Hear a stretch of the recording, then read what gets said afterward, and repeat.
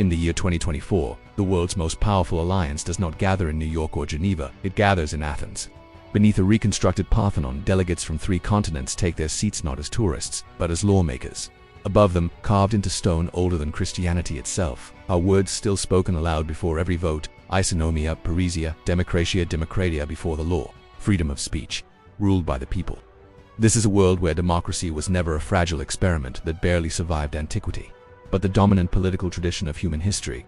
A world where philosophers were not silenced, where science was never interrupted by collapse, and where empire was ruled not by kings or emperors but by assemblies and juries. All of this exists because of one impossible question: what if Athens had won the Peloponnesian War? In our history, the Peloponnesian War, fought between Athens and Sparta from 431 to 404 BCE, was one of the great self-inflicted disasters of civilization. Athens was a naval superpower, wealthy, literate, experimental, and dangerously confident. Sparta was its opposite, a land-based military oligarchy, austere, disciplined, and deeply suspicious of change. This war was never just about territory or tribute, it was about how human beings should organize power. Athens led the Delian League, a coalition of city-states bound together by naval protection and enforced loyalty. It was, in truth, an empire, one that built temples and theaters with its tribute and enforced obedience with triremes.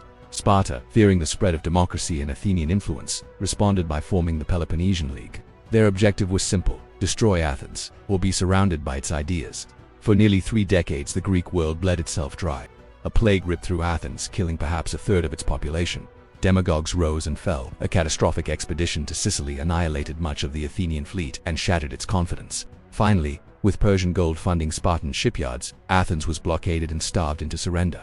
Its walls were torn down, its empire dismantled, its democracy briefly abolished. Within a century, Greece would be ruled by Macedon, within 3, by Rome.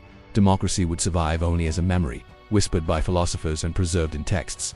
But history balanced on a knife's edge, and here just once it cuts in a different direction. The divergence begins in 405 BCE at the Battle of Aegospotami. In our timeline, the Athenian fleet was caught unprepared and annihilated in a single disastrous strike. In this timeline, an Athenian scout ship spots the Spartan fleet early. The generals, older now, hardened by failure in Sicily, do not split their forces. They wait, they maneuver, they fight on their own terms. The battle is brutal and indecisive at first, but by nightfall the Spartans retreat, their fleet damaged, their confidence shaken. It is not a glorious annihilation. It is something far more important: survival. Without naval supremacy, Sparta cannot strangle Athens. Persian funding falters. The war drags on, but now it is Sparta that bleeds manpower it cannot replace. By 401 BCE, a negotiated peace is signed. Athens keeps its walls, it keeps its fleet. Most importantly, it keeps its democracy. The Delian League survives, restructured and loosened, but intact. Athens emerges from the war, not triumphant, but chastened. The city has learned a terrible lesson that democracy can destroy itself as easily as it can defend freedom. Reforms follow, military commands are stabilized, jury pay is restructured to blunt demagoguery. Allied states gain representation in a new Panhellenic assembly. The Athenian Empire does not become benevolent, but it becomes more cautious, more institutional, and more resilient. And that changes the course of the ancient world. Without the collapse of Athens, Macedon never rises. Philip II finds a Greece that is fractious but united under Athenian naval dominance, leaving no vacuum for conquest. Alexander is never born into a world ready to be seized. Persia, meanwhile, faces a different kind of threat, not invasion, but ideological erosion. Athenian-backed democracies spread along the Ionian coast. Trade networks undermine royal monopolies. Revolts are coordinated not by generals, but by assemblies. The Persian Empire does not fall in fire and blood. Instead, it constitutionalizes, fragmenting into semi-autonomous regions that borrow heavily from Greek civic models. Rome, still a regional power in Italy, looks east and finds not a prize to conquer, but a political ecosystem that already speaks a shared language of law, citizenship, and debate. Roman expansion slows. Latin institutions absorb Greek democratic norms rather than replacing them. The Mediterranean does not become Roman, it becomes Athenian-led, Roman-influenced, and politically plural. In our history, scientific knowledge is fragile, libraries burn, patronage collapses, centuries vanish. In this world, the institutions of inquiry never fully die. The academy, the lyceum, and dozens of lesser-known schools persist, funded not by kings but by public money. Hero of Alexandria steam devices are not curiosities dismissed as toys. They are improved, refined, and repurposed. Water power is systematized. Gear systems advance. By the 2nd century BCE, mechanical clocks exist. There is no true dark age as we know it. Knowledge accumulates slowly, steadily, and relentlessly, passed down through civic institutions that see inquiry as a public good rather than a private luxury. Culture, too, evolves differently. Theater never becomes elite, philosophy is never locked away in monasteries, public debate is mass entertainment, Socratic dialogue becomes the ancestor not of textbooks, but of talk shows. Playwrights wield influence rivaling politicians. Satire is protected speech, not because it is harmless, but because it is dangerous. Censorship exists, but it must survive a vote.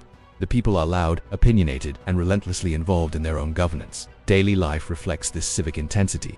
Citizenship spreads outward not universally, but steadily. Sailors earn voting rights through service. Women gain property rights earlier through mercantile law. Slavery declines not solely from moral awakening, but because skilled, paid labor proves more efficient in a technological economy. Life is louder, more political, more exhausting, but fewer people are completely powerless. By 2024 in this timeline, the dominant global institution is the Delian Union, a direct descendant of the ancient League, spanning Europe, North Africa, and the Near East. Its capital rotates every decade. This year, it is Athens. The most-watched television program is a modern trial, a dramatized reconstruction of real court cases. With viewers serving as mock jurors, today's headline scrolls across public screens. Assembly deadlocked over AI voting delegates. Artificial intelligence may advise, but it cannot vote. That right remains sacred. Children still study Homer, but alongside him they learn rhetoric and civic law before algebra. Politics is not something you watch, it is something you do. This world exists because one fleet was not caught sleeping, because one city chose reform over revenge, and because democracy, messy, flawed, exhausting, was allowed to grow old. The Peloponnesian War teaches us something unsettling. History is not shaped only by ideas, but by whether those ideas survive their first failure. In our world, democracy fell and had to be rediscovered. In another, it never stopped speaking. So here is the question we leave you with. If democracy had ruled the ancient world, would we be freer today, or simply arguing louder? If you enjoyed this experiment in alternate history, subscribe to UCHRONIA Labs and tell us in the comments what we should change next. A Rome that never fell, a Carthage that won, or a Renaissance that began 1,000 years early. History is fragile. Let's break it again.